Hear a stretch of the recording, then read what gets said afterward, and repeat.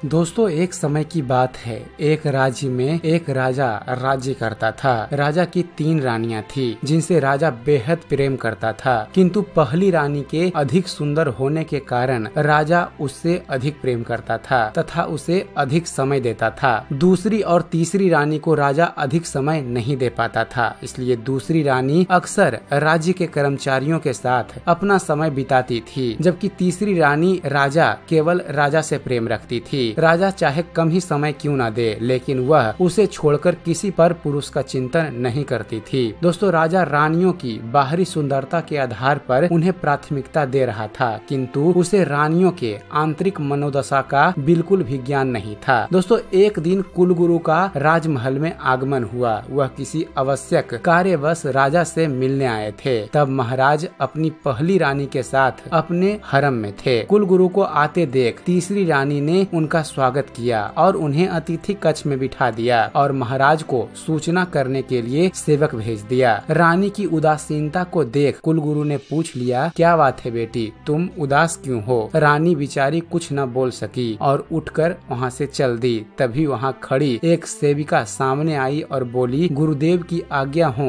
तो मैं कुछ कहूँ। कुलगुरु ने संकेत से स्वीकृति दे दी। सेविका बोली, गुरुदेव, आपको तो पता है महाराज की 3 रानियां हैं, लेकिन महाराज अपना ज्यादातर समय पहली रानी के साथ ही बिताते हैं। उनकी इस उपेक्षा के कारण मंझली रानी ने तो मन बहलाने के दूसरे साधन खोज लिए, लेकिन छोटी रानी महाराज से ही प्रेम करती हैं, इसलिए चुपचाप उपेक्षा भी सह लेती हैं। सेविका की यह बात सुनकर कुलगुरु सारा माजरा समझ गए। इतने में राजा भी वहाँ आ गया। राजा ने कुलगुरु को प्रणाम किया और आसन ग्रहण किया। कुलगुरु बोले, राजन, मुझे लगता है आपके जीवन में एक महत्वपूर्ण अध्याय सीखना बाकी रह गया है। राजा बोला, यदि आपको लगता है गुरुदेव तो मैं अवश्य सीखूंगा, बताइए वह अध्याय क्या है? तब कुलगुरु बोले, राजन, प्रत्येक वस्तु और व्यक्ति का जीवन में अपना महत्व होता है। प्रत्येक व्यक्ति जो आपके जीवन में है इस राज्य से जुड़ा हुआ है। वह आपसे कुछ अपेक्षाएं रखता है और उसकी अपेक्षाओं को पूरा करना आपका कर्तव्य है। राजा बोला, गुरुदेव, क्या मुझसे कोई गलती हुई है? कुलगुरु बोले, राजन, अपने निजी प्रेम और आकर्षण के कारण अपेक्षा रखने वालों की उपेक्षा करना उचित नहीं है। आपकी 3 रानियां हैं तो आपको उन्हें उनकी अपेक्षा के अनुसार समय देना चाहिए। इतना कहकर कुलगुरु वहां से चले गए। राजा को बात तो समझ आ गई, किंतु राजा ने इस ओर कोई ध्यान नहीं दिया और पहली रानी में ही वह लगा रहा। जब चेतावनी मिलने के बाद भी इंसान गलती करता है तो उसे अंत समय में पछताना ही पड़ता है। कुलगुरु ने चेतावनी दी, लेकिन राजा नहीं समझा। आखिर एक दिन राजा अचानक बीमार पड़ गया। सारे राजवैद्य राजा की चिकित्सा करने में असमर्थ थे। राजा मृत्युशैया पर पड़ा कड़ाह रहा था। राजा को अपना अंत समय निकट दिखने लगा। उसने अपनी पहली रानी को बुलाया और पूछा, हे प्रिय, मैं तुमसे बहुत प्रेम करता हूँ, क्या तुम मेरे साथ चलोगी? पहली रानी बोली, महाराज, अभी मेरा जीवन शेष है, मैं और अधिक जी सकती हूँ और मुझे जीने की इच्छा भी है, अतः मैं आपके साथ नहीं चल सकती। यह सुनकर राजा को झटका लगा। उसे विश्वास नहीं हो रहा था कि जिसे वह दिलो जान से चाहता था उसने उसे ऐसा जवाब दिया। तब राजा ने दूसरी रानी को बुलाया और कहा, हे प्रिय, क्या तुम मेरे साथ चलोगी? दूसरी रानी बोली, महाराज, जीते जी तो आप बड़ी रानी से चिपके रहे और अब मरते वक्त मुझे साथ चलने को बोल रहे हैं। माफ कीजिएगा महाराज, मैं तो आपके मरने के बाद दूसरी शादी करूंगी और सुख से रहूंगी। यह सुनकर राजा को बड़ा दुख हुआ, किंतु मरता क्या न करता। 2 रानियों के जवाब से वह इतना निराश हो गया कि उसने तीसरी रानी से कुछ पूछा ही नहीं। लेकिन छोटी रानी पर्दे की आड़ में खड़ी सब सुन रही थी। वह बिना बुलाए महाराज के पास आई और आंसू बहाते हुए बोली, महाराज, मैं चलूंगी आपके साथ। यह सुनकर राजा फूट फूट कर रोने लगा। जिसे मैंने कभी दिल से चाहा ही नहीं, वो मेरे साथ मरने को तैयार है। अब उसे कुलगुरु की वो बात याद आई जो उन्होंने कही थी, अपने निजी प्रेम और आकर्षण के कारण अपेक्षा रखने वालों की उपेक्षा करना उचित नहीं है। अब राजा को प्रेम का असली मतलब समझ में आ गया था। तभी कुलगुरु एक वैद्य को लेकर आए। उन वैद्य जी की चिकित्सा से राजा ठीक हो गया। अब राजा के जीवन में पहला स्थान छोटी रानी का था। दोस्तों, हम सबको इस कहानी से बड़ी ही महत्वपूर्ण शिक्षा मिलती है। अहमियत उन्हीं को दो जो उसकी अपेक्षा रखते सकते हैं। प्रेम उनसे मत करो जिन्हें आप पसंद करते हो, बल्कि प्रेम उनसे करो जो आपको पसंद करते हैं। तो उम्मीद करते हैं फ्रेंड्स आप सभी को हमारा ये वीडियो पसंद आया होगा। अगर वीडियो पसंद आया हो तो वीडियो को लाइक और शेयर करना ना भूलिएगा। और दोस्तों ऐसे ही धर्म और इतिहास से जुड़े हुए ज्ञानवर्धक वीडियो देखते रहने के लिए आप हमारे इस चैनल ज्ञान मंथन को सब्सक्राइब करना ना भूलिएगा। आप हमारे इस चैनल को सब्सक्राइब कीजिए और हम आपके लिए ऐसे ही इंटरेस्टिंग वीडियोज लेकर आते रहेंगे। तो फिर मिलते हैं फ्रेंड्स अपने एक नए वीडियो के साथ। तब तक जुड़े रहिए हमारे इस चैनल के साथ और देखते रहिए, जानते रहिए। धन्यवाद। जय हिंद।